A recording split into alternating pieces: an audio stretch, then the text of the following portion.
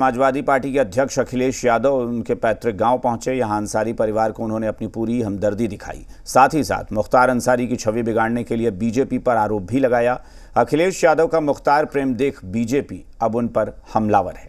वैसे अखिलेश यादव की सबसे बड़ी चुनौती समाजवादी पार्टी का घटता जनाधार माना जा रहा है। इस बार खुद अखिलेश यादव उत्तर प्रदेश में अपने गढ़ को बचाने के लिए जी जान से जुटे हैं।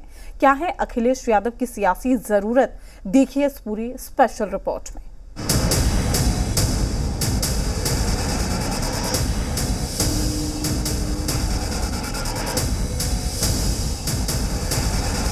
जहां बीजेपी अब उत्तर प्रदेश में 80 में से 80 नंबर लाने के लिए चुनाव मैदान में पूरा जोर लगा रही है, वहीं मुख्तार अंसारी की मौत के 8 दिन बीत जाने के बाद समाजवादी पार्टी के अध्यक्ष अखिलेश यादव उनके घर दुख जताने पहुंचे।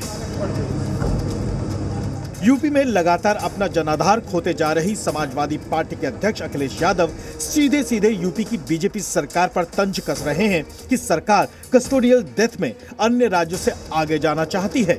साथ ही इस चुनावी माहौल में मुख्तार को न्याय दिलाने की बात भी कर रहे हैं।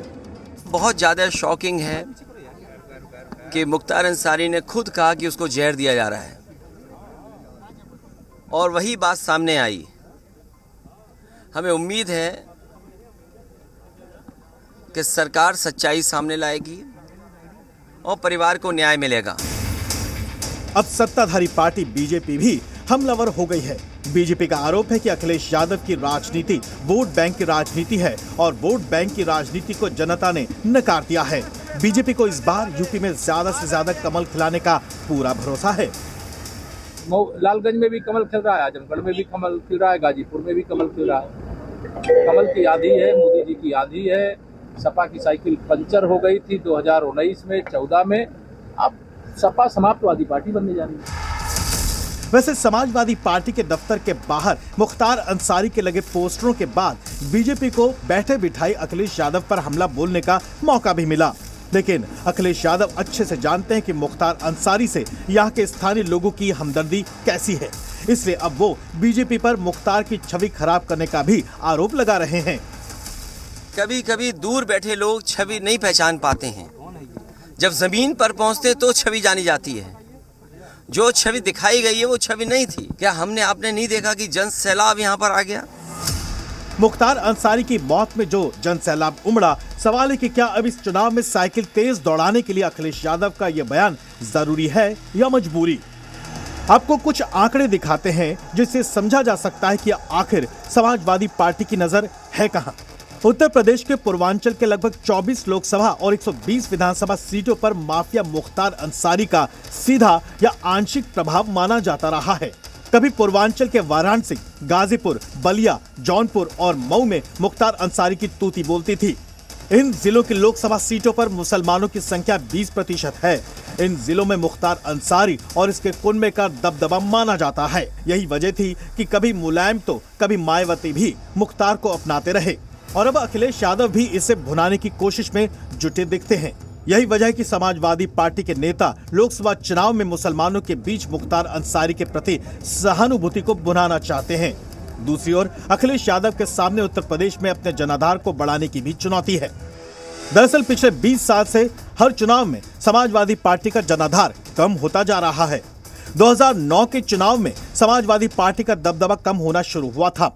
इस चुनाव में समाजवादी पार्टी को 23 सीटें मिली थी और उसका मत प्रतिशत घटकर 23.25% रह गया था। बात करें 2014 की तो इस चुनाव में केवल 5 सीटें ही समाजवादी पार्टी को मिली थी और उनका मत प्रतिशत घटकर 22.35 रह गया था। इस दौरान राज्य में अखिलेश यादव की अगुवाई में सपा की सरकार भी थी। फिर साल 2019 के चुनाव में बसपा के साथ इलेक्शन लड़ने वाली समाजवादी पार्टी 37 सीटों पर चुनाव मैदान में उतरी थी और केवल 5 सीट ही जीत पाई थी।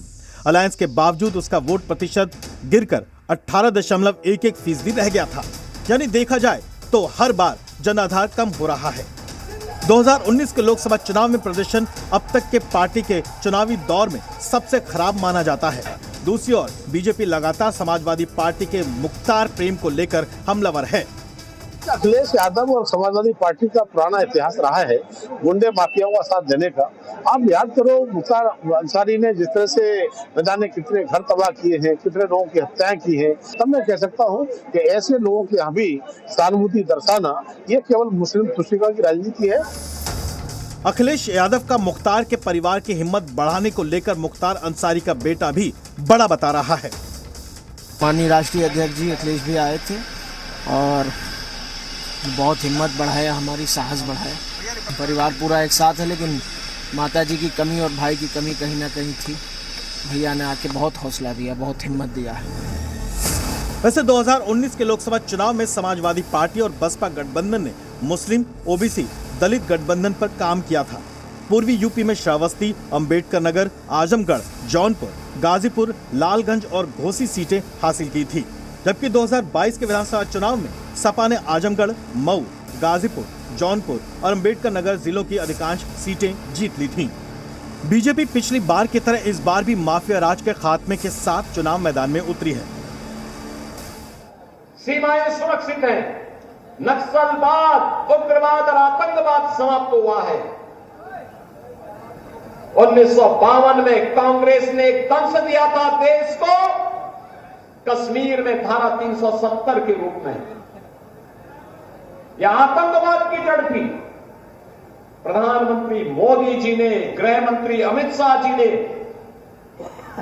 आतंकवाद के इस दंश को सदैव के लिए उखाड़ करके समाप्त कर दिया। देखना यह है कि पूर्वांचल के रास्ते से साइकिल कितना दम लगा के लोकसभा चुनाव में प्रदर्शन करेगी, या इस बार यूपी में 80 कमल खिलाने का बीजेपी का प्रण पूरा होगा।